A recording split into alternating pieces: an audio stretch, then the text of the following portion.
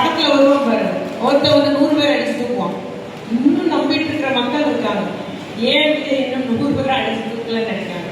அப்படி இருக்கிற மக்கள் அந்த சின்ன பிள்ளைகளால நம்ம வந்து ஒரு மாற்றுற மாதிரி அவங்க ஏமாற்றத்தை வந்து முடிச்சுட்டாங்க. அவ்வளவுதான். அதனால அந்த மாயை பிம்பத்தை நம்ம உடைச்சாகணும். அதுல எல்லாருமே நம்ம வந்து அதுக்கு தயாராகணும். நீங்க தான் சிப்பாய்கள், திராவிட முன்னேற்ற கழக சிப்பாய்கள் ஒவ்வொரு பேரும். ஆகவே நம்ம இந்த போர்ன்றது தொடர்ச்சியா அடுத்து வெற்றி பெற அளவுக்கு நாம் போர் புரிவோம். நிச்சயமா நம்ம வெற்றி பெறுவோம் என்பதை நான் உங்களுக்கு குறிக்கொள்ள விரும்புகிறேன். அது போல சுய காலில் அவன் இல்லை, கட்டக்காலில் இருக்கான். உண்மைதானே? நம்ம தான் கொடுத்தோம் 107 சீட்டு தான். இப்ப அவர் தான் காலில் நிக்கல, தான் சொந்த காலில் நிக்கல, கட்டக்காலில் நின்றுட்டு இருக்கிறான். கம்யூனிஸ்ட், விசிக, இந்தியன் யூனிவர்சிட்டிக்கு எல்லாம் நம்மளே தலைவரே வந்து சரி இவ்வளவு ஒரு தொங்கு சட்டமன்றம் வந்துருச்சு, நம்ம ஆட்சி வந்து அடுத்து கவர்னர் ஆட்சி என்றெல்லாம் வந்து ஒன்றியத்தில் இருக்கிறவங்க வந்து தமிழகத்தை கைப்பற்றிடக்கூடாதுன்றதுக்காக ஒரு மீண்டும் உடனே ஒரு தேர்தல் வரக்கூடாதுன்றதுக்காக அன்னைக்கு இது தலைவர் சொன்னாரு. அந்த கட்டக்காலில் தான் இது நிற்கிறார், சுய காலில் நிற்கல. ஆனா அதெல்லாம் மறந்துட்டு ஒரு வாயை பார்த்தீங்களா, பேச்சு பார்த்தீங்களா, என்ன பேச்சு, அதை நீங்க ஞாபகம் வச்சுக்கிறோம். நம்ம தலைவர் திட்டுற ஒன்னொன்னே ஞாபகம் வச்சு நம்ம அவங்களை தொலைச்சிக்கணும். அந்த கட்சியை ஓகே அவருக்கு ஆதரவாக கிடைக்கணும், நமக்கு ஆதரவு இருக்கணும். நம்ம சொல்றதுக்கு ஒண்ணுமே இல்லைங்க. நம்ம அவ்வளவு பெரிய கட்சி, இன்னைக்கு பெண்கள் சமமா சேர்ல உட்காந்துருக்கோம். இன்னைக்கு ஆளுநர் எந்த ஆளுநரோ பெண்ணோ யாரோ கோயிலுக்கு போக கூடாது அன்னைக்கு நம்ம போய் கூப்பிடுறோமா இல்லையா?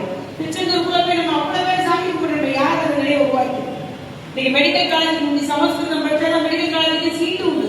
இன்னைக்கு அப்படி இல்லையே. நீ இன்னைக்கு நல்ல எல்லாம் ஈஸியா போயிட்டுமா நீட்டு தேர்வு கொண்டு வந்துட்டோம். அவங்க இன்னைக்கு வந்து அந்த எல்லாரும் படிச்சவங்க எல்லாம் நீங்க படிக்கிற பிள்ளைகளும் வேலை வாங்கணும். எல்லா சமுதாயத்தையும் சார்ந்தவங்களும் அது என்ன சமூகம் வேறுபாடே கிடையாது. நம்ம தலைவருக்குள்ளேயே எல்லாருமே எல்லாம் கிடைக்கணும்.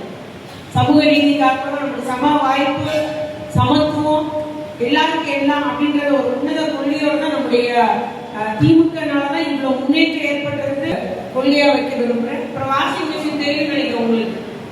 என்னங்க தீய சக்தி தூண்டு போன சக்தி என்னெல்லாமோ சொல்றாரு. ஆனா தாவாக்களை கட்சியில சேர்ந்தது எல்லாம் தூய சக்தியா மாறிடும். எப்படி மாற முடியும்? ஏன்னா எல்லாரும் ஏமாறி நினைக்கிற தமிழ்நாட்டுக்காரங்க.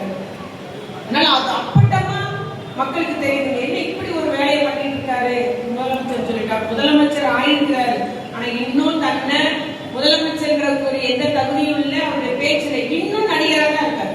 அருண் சம்பவம் நீங்க நல்லா அவர் சினிமா ஒப்பிட்டு பாத்தீங்கன்னா அதே வசனம், அதே போல ஏத்த இறக்கனோட பேசிட்டு போறாரு. அதே நடிகர் தான் இன்னும் நடிச்சிட்டு இருக்கிறீங்க. அதுல சொன்ன வார்த்தைக்கு அவருக்கு புரியுமா அப்படின்றது எனக்கே சந்தேகமா இருக்கு. இது என்னென்ன வார்த்தை பேசுறாரு, இதுக்கு அர்த்தம் புரியுமா, இவருக்கு தெரியுமா? இன்னும் தெரிஞ்ச பேச மாட்டாங்க.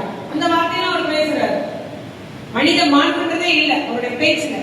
படத்துல உள்ள வசனம் மாதிரியே பேசிட்டு இருக்காரு. ஆனா நிச்சயமா நம்ம அவர்களுக்கு சரியான அடி கொடுப்பது நம்ம எல்லாரும் நம்ம இறங்கணும். நீங்க பாத்து அதோட நம்ம ஸ்ரீவண்டை எம்எல்ஏ ஒரு ஆய்வு பண்ணாரு பாத்தீங்களா? பஸ்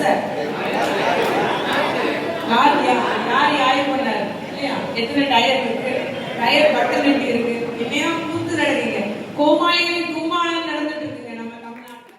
பிளே ஸ்டோர் மற்றும் ஆப் ஸ்டோரில் இருந்து பாலிமர் செயலியை QR கோடு மூலம் பதிவிறக்கம் செய்யுங்கள். செய்திகளை உடனுக்குடன் பெறுங்கள்.